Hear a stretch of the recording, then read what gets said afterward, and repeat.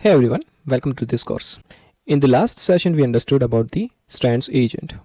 Before that, we also touch upon the multi-model architecture design pattern and understood what is multi-agentic framework look like. Now in this one, we will cover that how you can implement a multi-agent architecture in the real world use case. So for that, we have Agent Squad. Let's take a quick look in the definition. So Agent Squad is a supervisor coordinated team of specialized agent that collaborates to solve complex mixed type tasks requiring specialized skills. In our previous session, we understood that there will be one master agent, which is the brain, and that brain will decide that which specific user query needs to be routed to which of the specialized agent. Now to implement that in the real world and the enterprise grade application, you need to have a framework and the architecture for that. And that is where the gap is fulfilled by the Agent Squad. Let's understand that in a deeper way. So you have a user query. Then it comes to the supervisor agent, which is the orchestrator or the brain, and then this will decide that the user query is related to finance, legal, R&D or any operations, and accordingly the supervisor agent will route the user request to the specific agentic framework.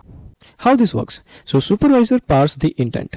It analyze the input, plan steps and delegate to specialist. Now specialists focus on domain. Now narrow domain focus for higher accuracy and reliability where it comes to the expert agent or a domain agent. It has the feature to parallel execution which increase the throughput of complex multi-domain request. So you don't really need to work upon a sequential based input and the query processing, but this architecture will work on a parallel execution which improves your application and your architecture performance. This works on a classifier based routing model where use intent domain classifiers to reduce the query to the best agent tool. So what happens is when the user will come and ask the query, it will go to the classifier, which is the decision node, and then it will route to a specific expert agent. Using this architecture, we are eventually implementing and improving the accuracy and restricting the hallucination behavior of our agentic framework. By defining this sort of task specific delegations to each of the agent, each of the tool, you are building a microservice architecture which is great in terms of the traceability, debugging and security perspective as well.